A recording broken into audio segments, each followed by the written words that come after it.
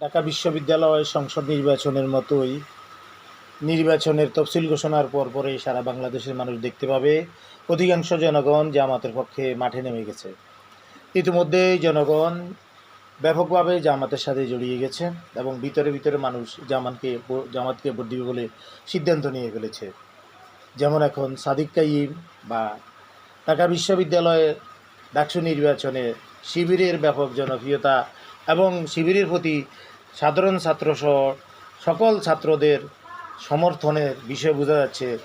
এবারের ডাকসু নির্বাচনে ব্যাপকভাবে বিপুল সংখ্যাগরিষ্ঠতা নিয়ে ঢাকা বিশ্ববিদ্যালয়ের মূল পদগুলোই ইসলামী ছাত্র শিবির জয়লাভ করবে এবং একইভাবে দেশের বর্তমান ভোটের অবস্থাও তাই। বিএনপি যে আকাশচুম্বী দাবি করছে তা মিথ্যা।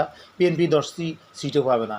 গুনে গুনে বাংলাদেশের অল্প কয়েকটা জায়গাতে হয়তো সম্মিলিত জোট যদি তারা করে ভোট পাবে, আর নচেত ব্যাপক জনগণের মাঝেই দিন দিন জামাতের জনপ্রিয়তা বেড়েই চলেছে।